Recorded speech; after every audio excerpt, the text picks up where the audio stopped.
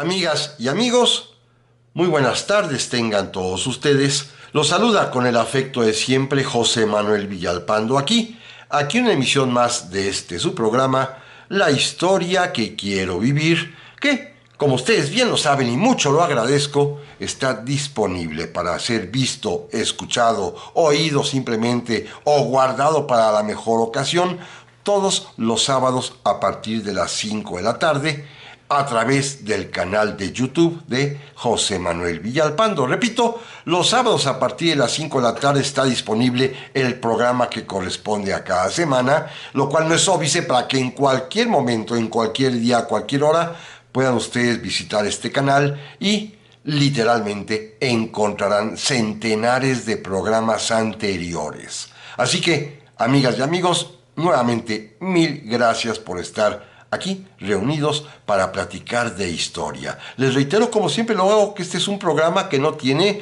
mayor interés económico, pecuniario, que no está monetizado, que es simple y sencillamente por el gusto de platicar de historia, ustedes y yo.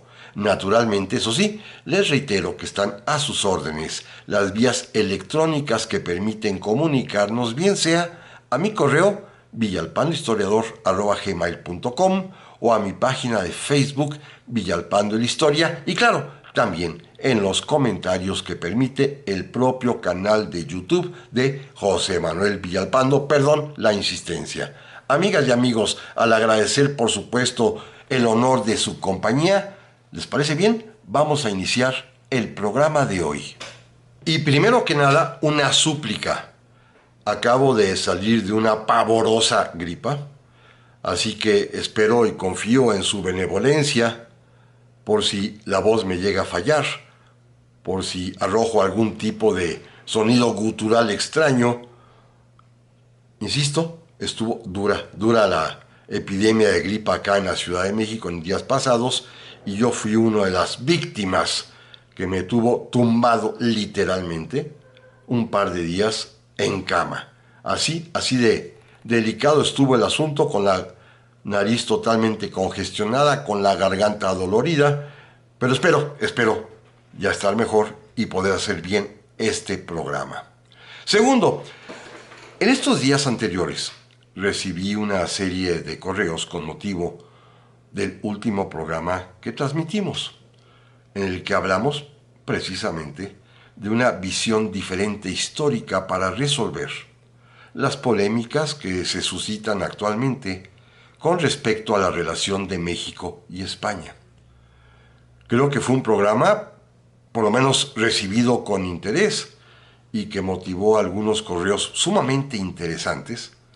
No diré el nombre de las personas que me escribieron porque así me lo han pedido, pero en ellas me piden ahondar en algunos temas específicos respecto de esta propuesta histórica que tuve de veras el honor de presentarles a ustedes la semana anterior, en el que señalaba que en realidad España, como lo dice el anuncio de esta ocasión, España se juzgó a sí misma, porque los españoles de su tiempo, allá hace 500 años, bien sabían de los abusos cometidos durante el descubrimiento y particularmente en la conquista de México. Bien estaban al tanto de estos abusos, de las muertes, de las matanzas, de la explotación, de la servidumbre, de las violaciones, de todos estos tipos de excesos que están de moda exponerlos en los medios de comunicación y que sí fueron absolutamente ciertos. Bueno, veíamos la semana anterior que los propios españoles de su tiempo lo sabían. Inclusive el mismo monarca, Carlos V, emperador de Alemania, y Carlos I de España, estaba perfectamente bien enterado de ello, y por esa razón, cosa que llamó la atención a muchos radioescuchas que sobre este punto particular me escribieron, Carlos V, para llamarlo coloquialmente, padeció intensamente lo que se conoce como la duda indiana. Ese remordimiento de conciencia por lo que los españoles habían hecho a partir del descubrimiento y la conquista particularmente de México y después del Perú, y que incluso estuvo a punto de resolver el abandono de América, la retirada de los españoles, y que lo convencieron de que no lo hiciera por varias razones, una de las cuales, insisto, llamó la atención a mis amigos que me escribieron, fue que saldría peor abandonar América y dejarla probablemente a merced de los ingleses. Este es uno de los temas que quiero ahondar el día de hoy. Sin embargo, voy a comenzar por algo más. He estado diciendo los españoles de su tiempo y que España se juzgó a sí misma, y si se han percatado en los temas actuales de debate en las redes sociales, se dice, no era España en aquel tiempo porque no existía, sería Castilla. Pues no. Fíjense que estos días que me he puesto a estudiar, aprovechando la gripa, naturalmente en encerrona en casa con la biblioteca, y que me he puesto a estudiar literalmente zambulléndome en textos antiguos, encontré un dato muy interesante que permite afirmar al día de hoy que sí podemos hablar de España en los días de la conquista de México.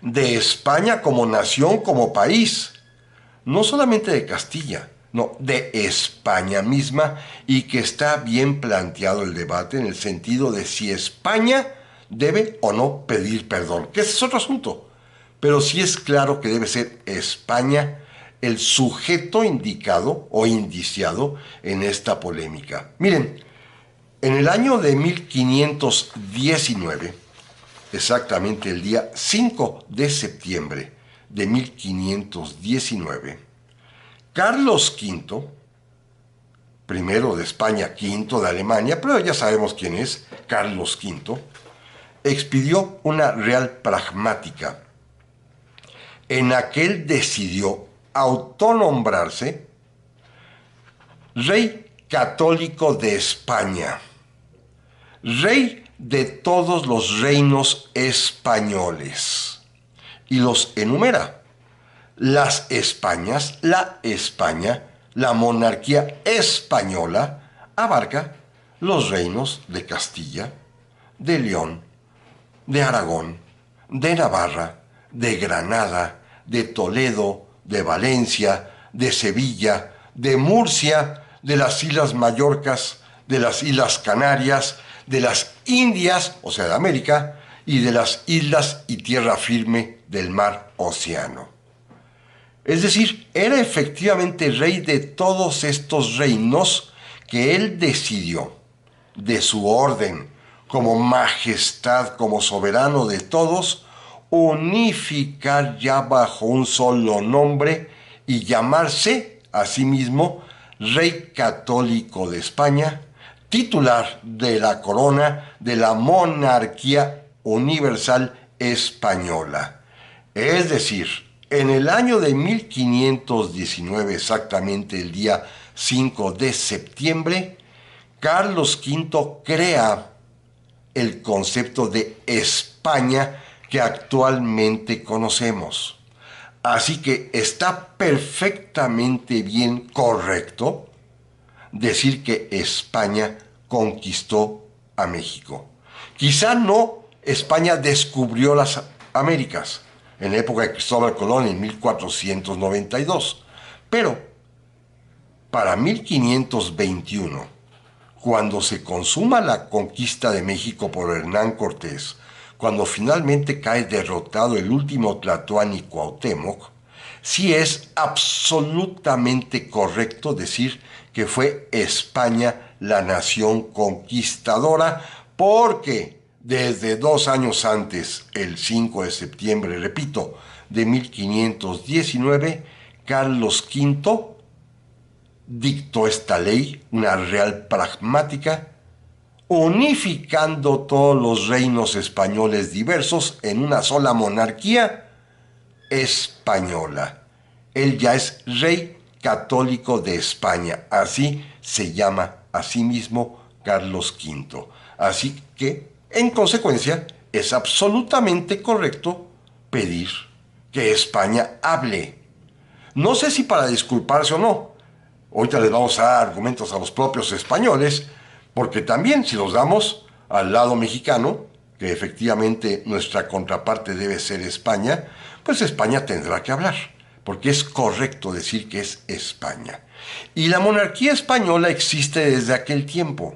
Sí, evidentemente el rey actual pertenece a una familia dinástica diferente que la que era la de Carlos V, que a su vez provenía de la dinastía de los Habsburgo.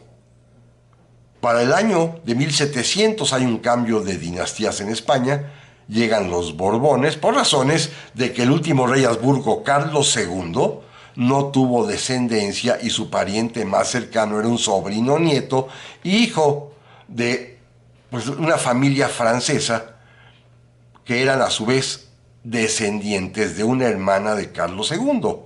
Y por esto van a llegar los Borbones al trono de España y se han conservado hasta nuestros días.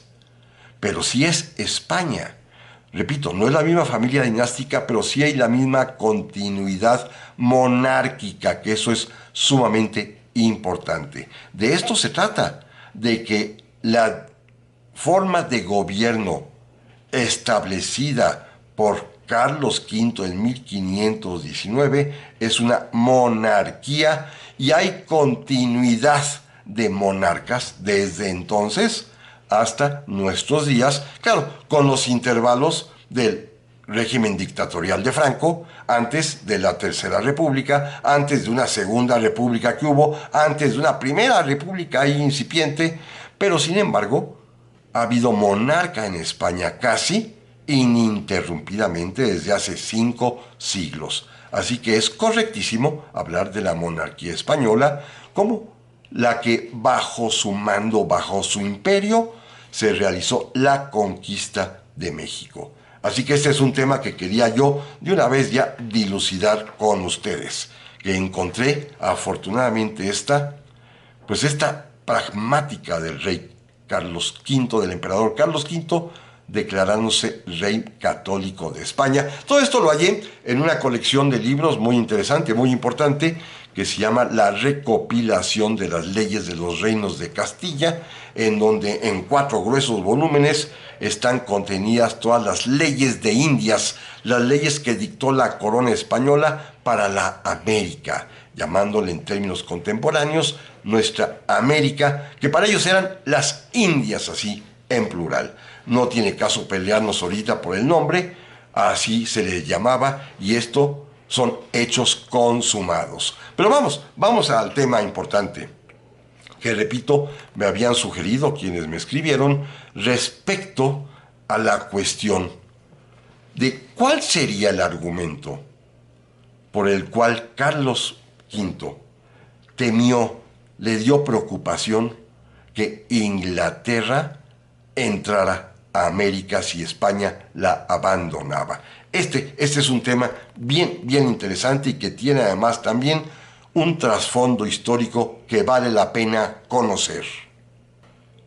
Y para ello, sí suplico a todas y a todos ustedes que tratemos de ubicarnos hace 5 siglos.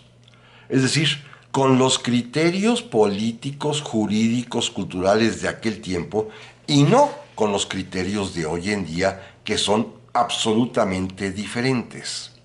Miren, vamos a hacer un ejercicio de tratar de pensar como lo hubieran hecho los españoles, que ya sabemos que sí pueden ser llamados así, de hace medio milenio, de hace 500 años.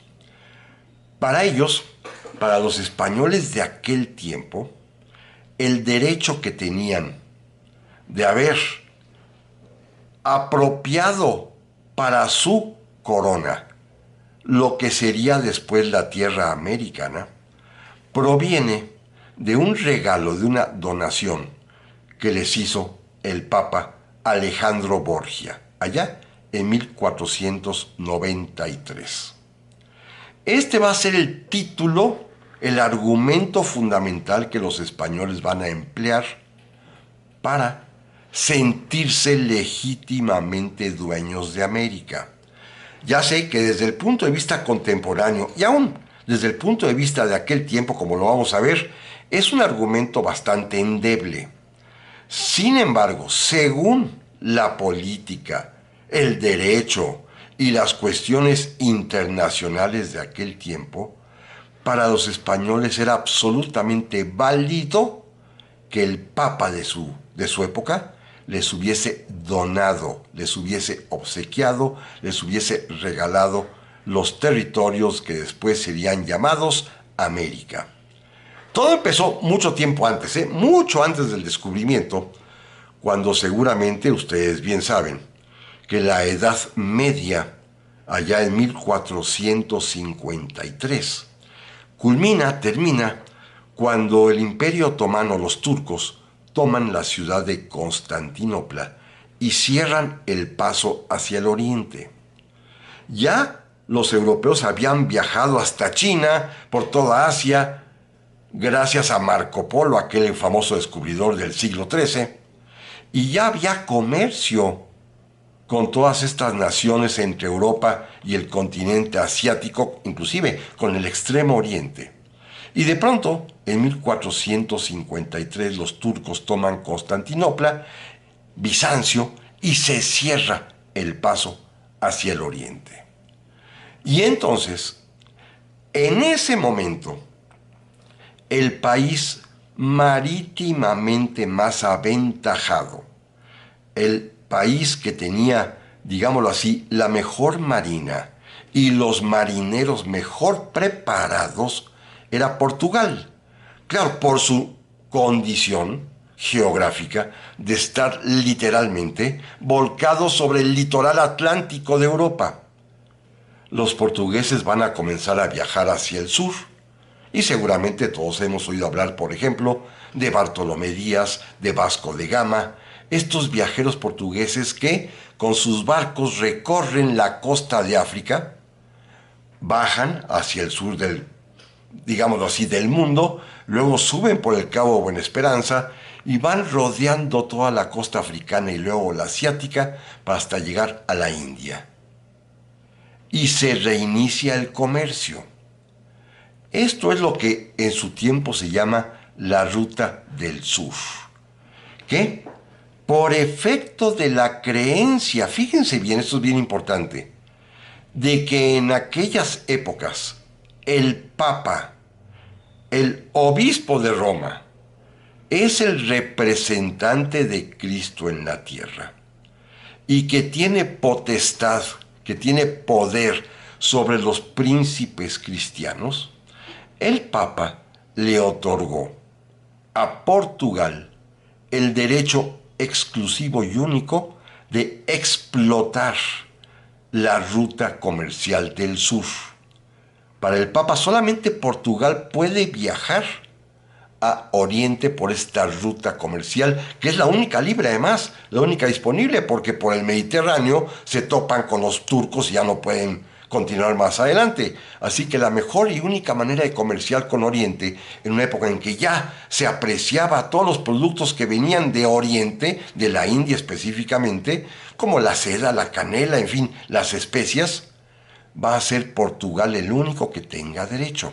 Sin embargo, ya desde 1480, cuando sube al trono Isabel la Católica en Castilla, ella y su esposo, Fernando el Católico, el rey de Aragón, ya tenían conocimiento de los avances científicos de los cartógrafos que anunciaban la posibilidad en ese momento no demostrada de que la Tierra fuera redonda y de que por lo tanto se podía viajar hacia el occidente, navegando, saliendo de Europa hacia el occidente para llegar a Asia, para llegar a China, a Japón, a Catay o Zipango, como le llamaban en aquel tiempo, y directamente poder comerciar. Claro, había una serie de mitos, de tabúes, que se decía que probablemente el mar se acababa, que había monstruos,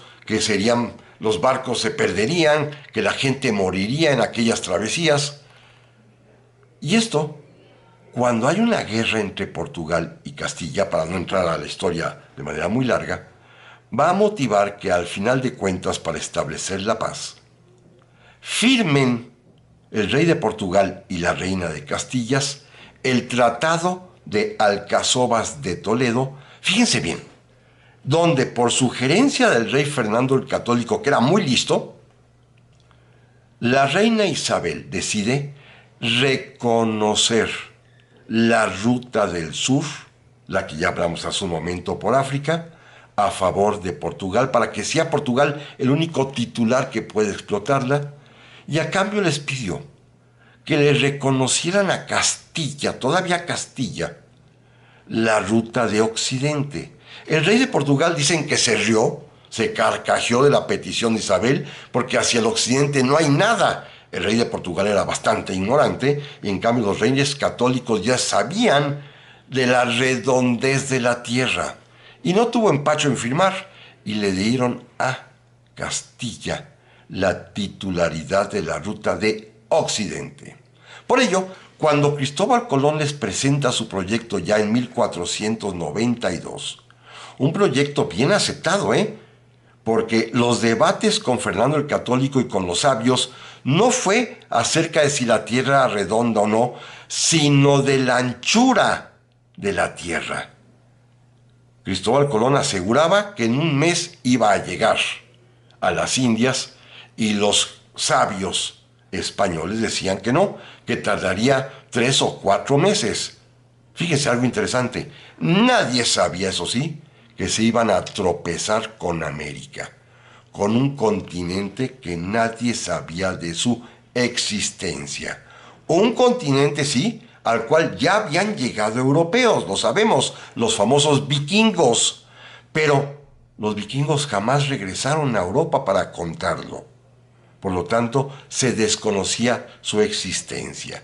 Y este desconocimiento de la existencia de lo que después será América, este nuevo mundo, este nuevo continente, es importantísimo para lo que va a suceder después en los debates, en los cuales España tendrá que hacer un acto de contrición y reconocer que esa tierra americana no era de ellos, aunque así lo hubiesen afirmado, porque pensaban que el Papa se las había dado.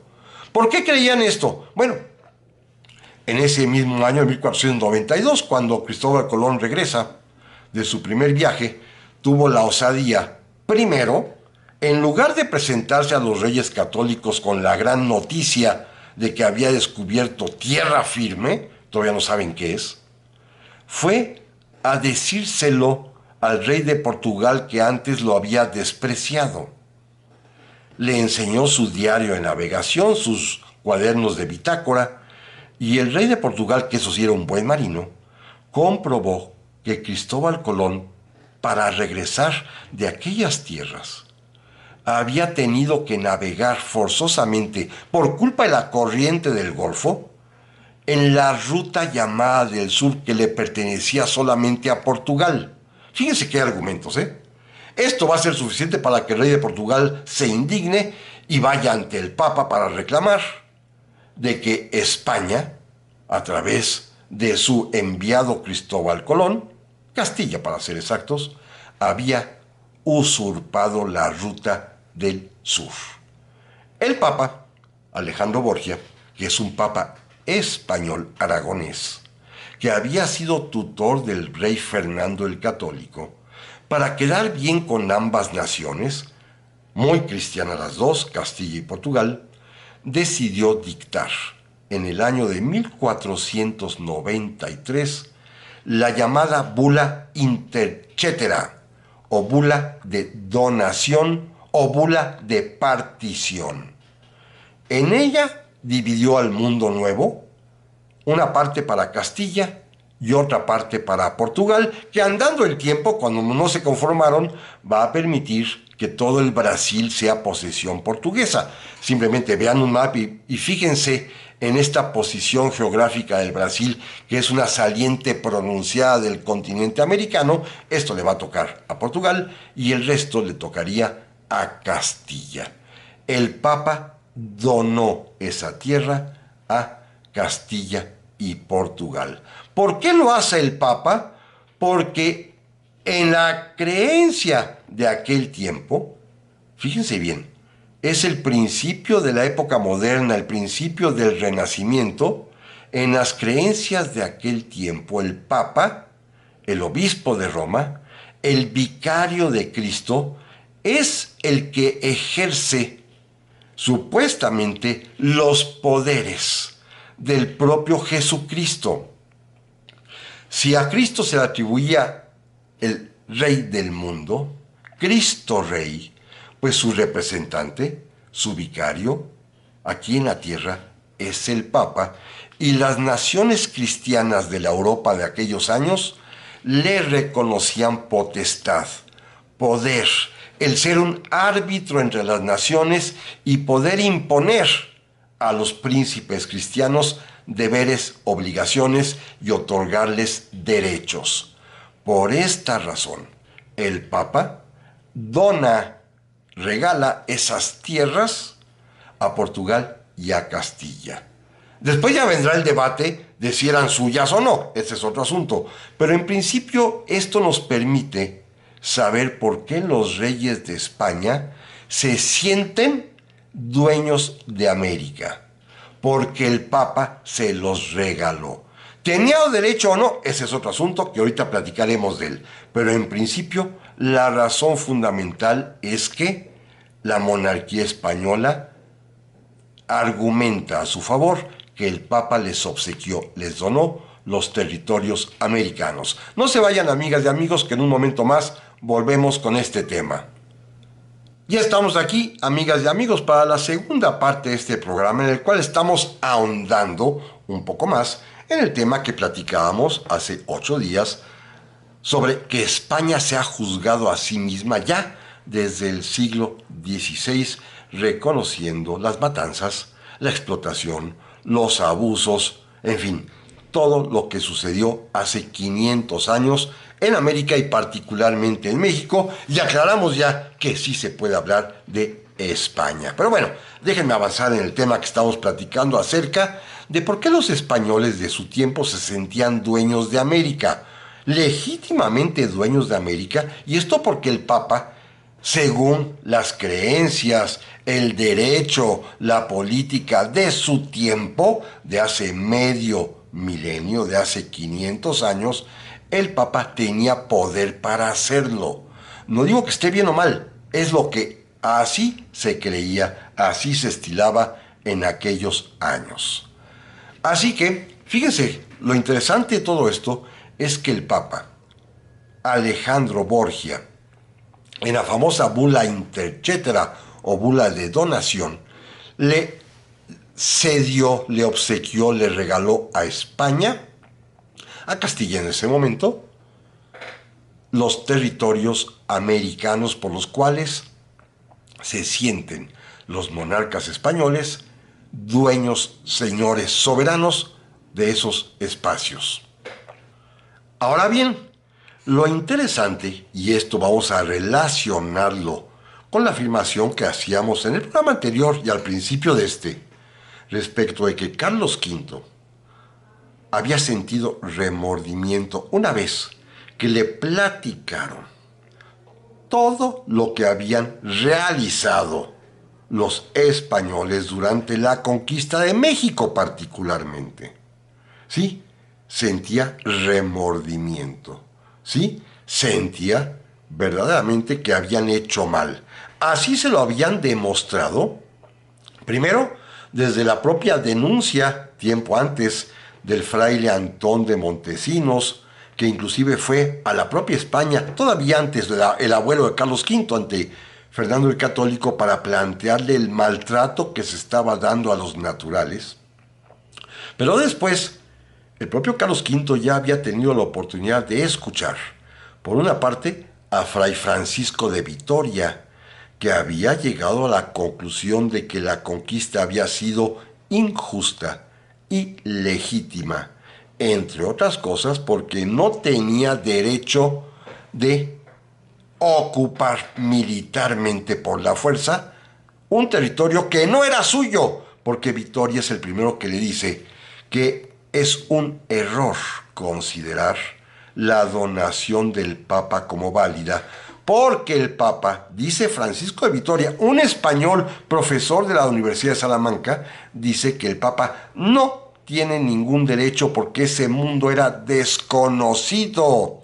Desconocido para los europeos, desconocido en su tiempo cuando solamente estaban conscientes de la existencia de Europa, de Asia y de África.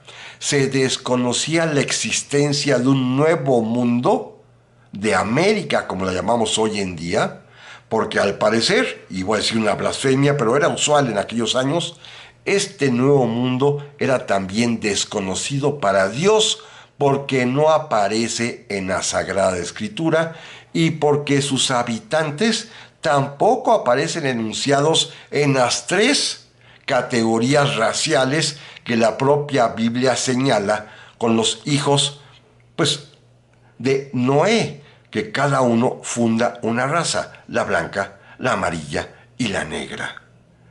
Esto, la existencia de América, pues contradecía a la Sagrada Escritura y por lo tanto el Papa no podía donar lo que no era suyo porque ni siquiera lo conocía. Bueno, además, aunado a esto, hay que decir que en algún momento de la historia, ya con Fernando el Católico todavía, pero después ya con Carlos V, a los españoles como les dio una especie de pudor el llegar e irrumpir en América, decidieron avisarles a los indios, conforme se iban encontrando con ellos, de que sus tierras, por decisión del Santo Padre, del Papa, ya pasaban a poder de España, de Castilla primero, y a partir del 1519, como ya lo aclaramos al principio de este programa, a partir de ese año de la monarquía española. Elaboraron un documento, una especie de notificación, le llamaban requerimiento, en el cual los españoles les leían a los indios esto, que el Papa les había regalado esas tierras y los invitaban a someterse voluntaria y pacíficamente, y si no, serían, pues, vencidos con las armas y condenados a la esclavitud. Esto se les leía a los indios. Claro, pasaron cosas muy chistosas. Por ejemplo, los primeros españoles que leían esta notificación a los pueblos indígenas, pues no encontraban respuesta porque se las leían en castellano y naturalmente los naturales hablaban su propia lengua y no entendían. Ya después, particularmente Hernán Cortés, con la ayuda de sus intérpretes, que todos conocemos, Jerónimo Aguilar y Doña Marina, logró informar primero a los mayas y después a los nahuas, ya en su propia lengua, el contenido de esta notificación, y entonces pues les leían en español. Jerónimo Aguilar traducía al maya a Doña Marina, y Doña Marina le traducía, por ejemplo, a Moctezuma en náhuatl, la notificación por la cual se le informaba que el Papa le había regalado a España esas tierras. ¿Y saben cuál era la respuesta de los indígenas naturales? Muy listos, ¿eh? Oiga, muy interesante, pero ¿y ese señor Papa quién es que anda regalando lo que no es suyo?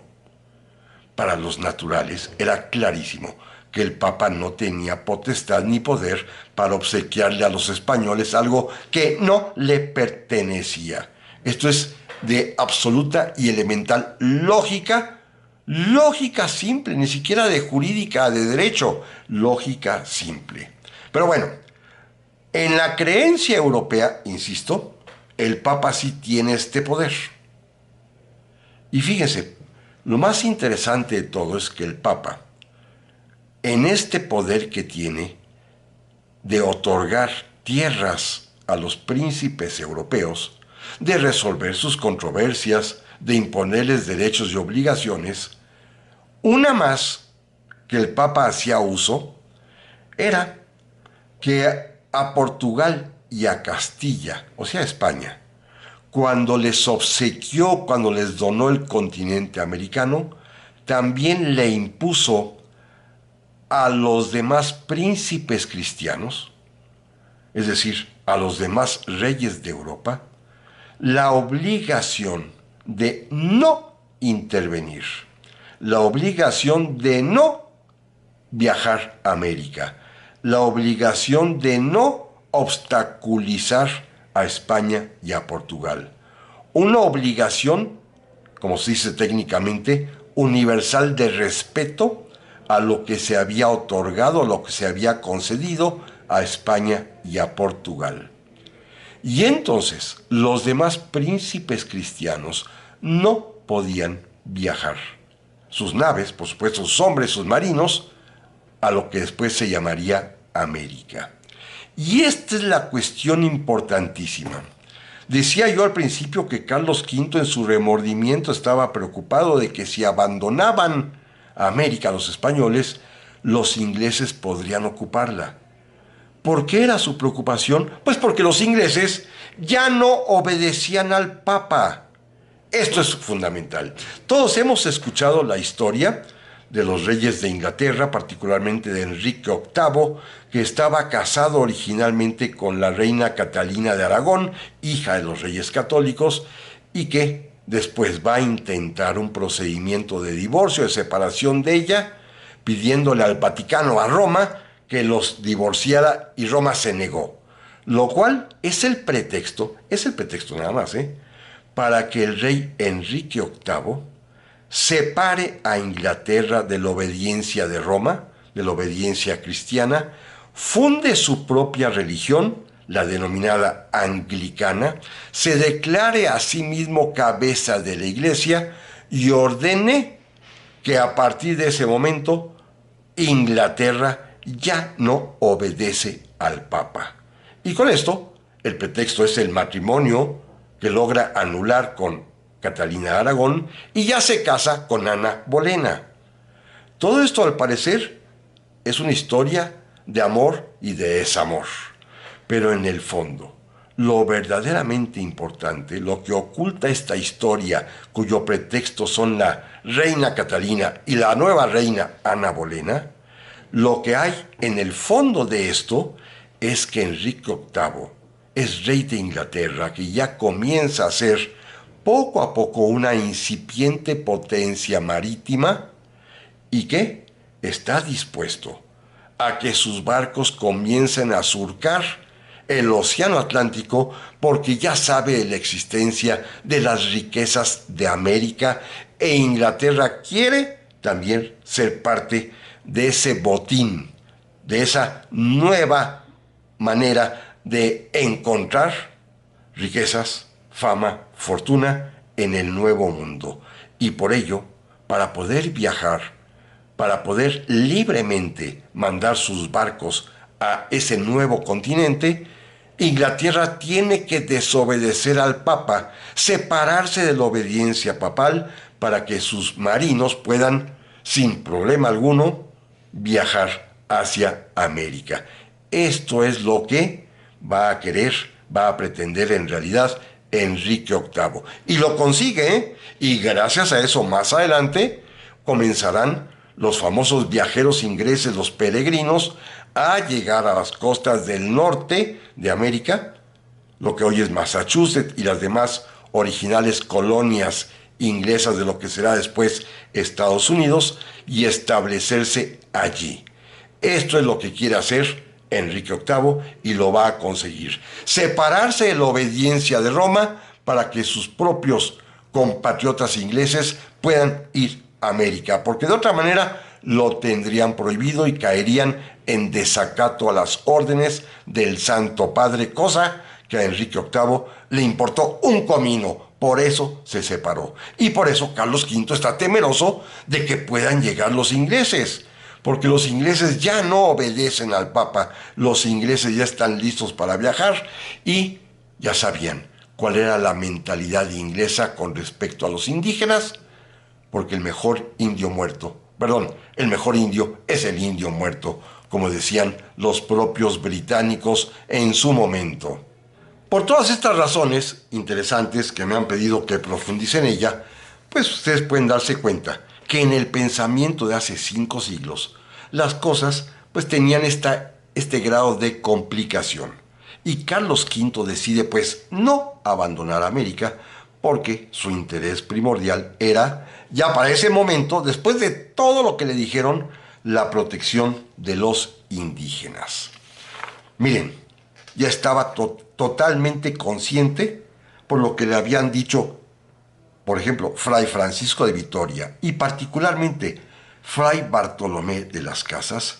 Carlos V ya estaba absolutamente consciente de los daños enormes que se había causado a la población originaria en América, particularmente en lo que después será México, pero además estaba consciente de que todo ello se había hecho con una premisa falsa y equivocada, en la creencia de que el Papa sí tenía derecho a donarles esa tierra y ahora resultaba que ya no. Y esto asegurado por los propios sabios españoles como Fray Francisco de Vitoria, el mejor teólogo, el más reputado y famoso teólogo de la Universidad de Salamanca, que le demostró al rey que el Papa no tenía ningún derecho de obsequiar lo que no era suyo. Y repito, Carlos V entró en este trance de remordimiento y lo único que pudo hacer fue tratar de mejorar las condiciones en las que vivían los indígenas, que sí habían sido muertos, habían sido asesinados, habían sido explotados, habían sido abusados, víctimas de todo tipo de atropello, desde el orden físico hasta el orden sexual. Efectivamente, esto era absolutamente cierto. Para ello, además, recuerden que ya para entonces Carlos V estaba enterado de la decisión de otro papa, de Pablo III, que ya en 1536-37 declaró que los indios, los habitantes originarios, los naturales de América, eran seres humanos con derecho a la vida, a la libertad y a la propiedad. Así que a Carlos V, repito, con todos los remordimientos no le quedó otra para evitar que América cayera en poder de los ingleses que continuar. Ya eran hechos consumados y lo único que podía hacer era mejorar la vida de los habitantes originarios. Nunca pidió perdón en el sentido exacto de la palabra perdón, pero sí realizó diversas acciones encaminadas a mejorar la vida de los habitantes originarios. No justifica las matanzas de antaño, ni el maltrato, ni la explotación, porque ya eran hechos consumados, insisto, pero se trató de darle un giro a esta circunstancia. Por ejemplo, y ya había mencionado yo la semana anterior varios de estos casos, uno importantísimo. Carlos V ordena que superviva, que sobreviva los derechos de usos y costumbres de los pueblos originarios, en tanto no se ofendiera la religión católica. Por ejemplo, los dejan que en sus relaciones comerciales vivan como hasta ese momento, pero en cambio les imponen la monogamia para prohibir la poligamia. Algo muy importante, y sin embargo esto apenas se incorporó a nuestra Constitución. Carlos V ya ordenó que a las mujeres nativas, a las mujeres originarias, si son niñas, no se les permita el matrimonio. Ya desde entonces están con aquellos problemas, el matrimonio de niñas, que era muy usual en las épocas prehispánicas en nuestra América. Bueno, ya Carlos V lo prohíbe. Por otra parte, Carlos V establece una forma de gobierno muy peculiar para los pueblos indígenas a través de los caciques, es decir, los gobernantes que según sus usos y costumbres provenían de las familias antiguas de los tlatoanis que los gobernaban. Carlos V aseguró que esto permaneciera. Además, los naturales van a estar exentos de todos los impuestos excepto del tributo personal, pero solamente lo van a pagar los varones que trabajen. Las mujeres, los ancianos y los niños no pagan tributo y además nadie puede imponerles otro tipo de impuestos. También, y esto es fundamental, en las leyes nuevas en 1542, por petición de Fray Bartolomé de las Casas, Carlos V prohibió terminantemente la esclavitud de los indígenas. Prohibido la esclavitud de los indígenas. Sí, tardó mucho tiempo, ¿eh? En este caso, en el caso mexicano, 20 años desde 1521, pero finalmente se consiguió, ¿eh?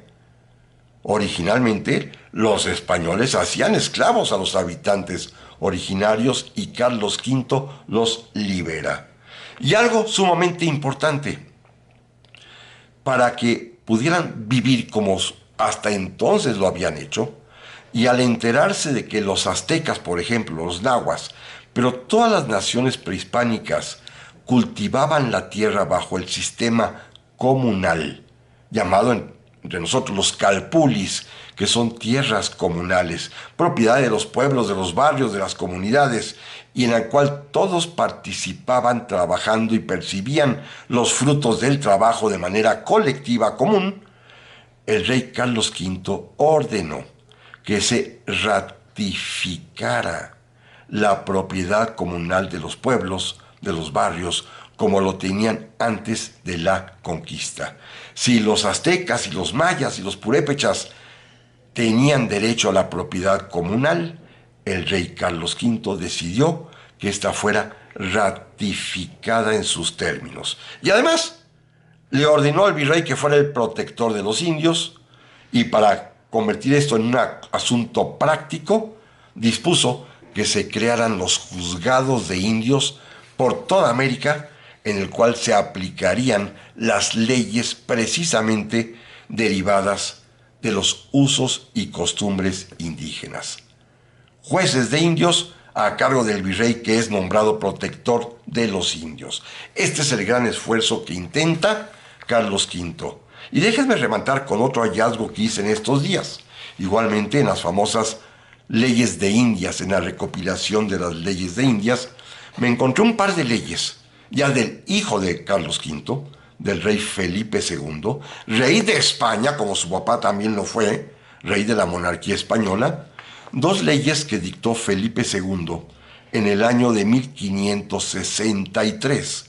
Para que vean ustedes, no es otra vez que pidieran perdón, pero sí al menos los reyes de España expresan su preocupación respecto a los indios.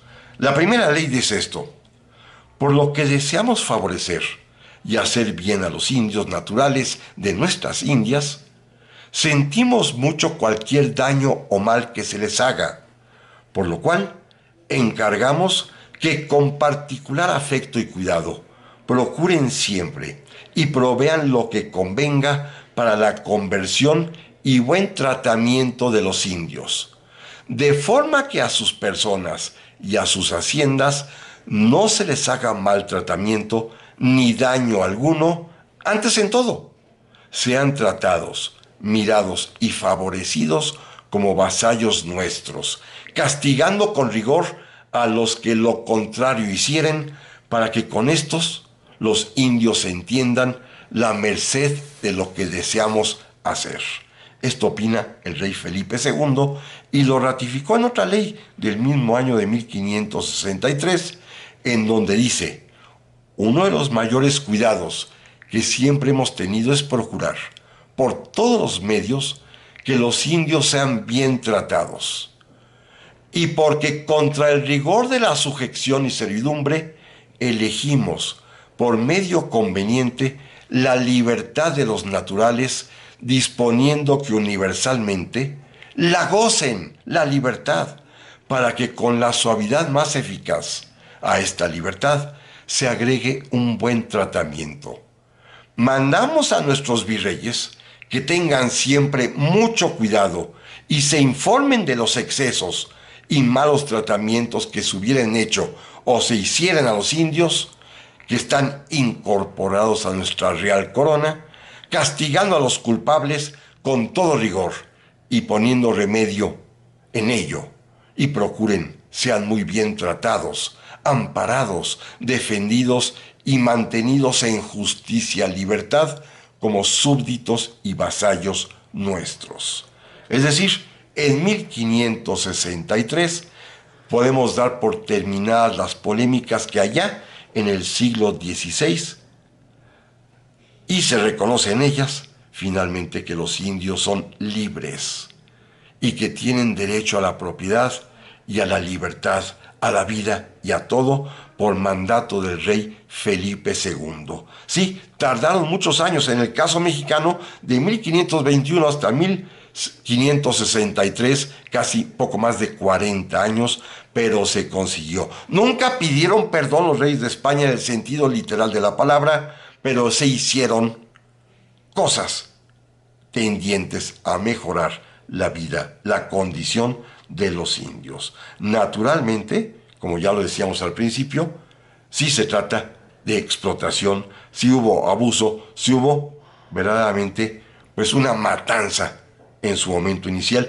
y sí es atribuible a España porque así lo decretó Carlos V en 1519, pero sin embargo, aunque nunca pidieron perdón, convencidos los reyes de España de que habían hecho mal, ellos y sus antepasados en América, intentaron, propiciaron, procuraron dar el mejor trato a los indios. Claro, en la práctica va a costar trabajo, en la práctica hasta el día de hoy todavía hay abusos en contra de ellos, pero esto ya no es atribuible a la corona española, sino a la conducta particular de los españoles que vinieron a México, y hoy en día de a veces nosotros mismos que seguimos despreciando, menospreciando a nuestros habitantes originarios, que aún así siguen siendo el 15% de la población mexicana hasta nuestros días.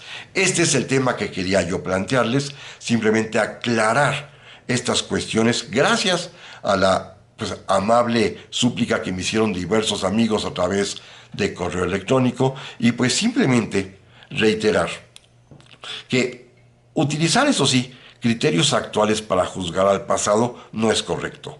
El pasado hay que juzgarlo a los ojos del propio pasado, y en este caso fue el pasado mismo, en voz de españoles de su tiempo, los que criticaron la manera en que se hizo la conquista de América y especialmente la de México.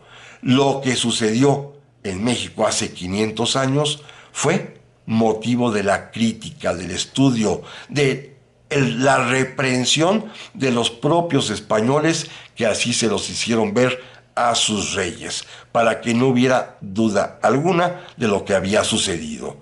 Gracias, amigas y amigos, por su atención, y primero Dios, aquí nos vemos la próxima semana.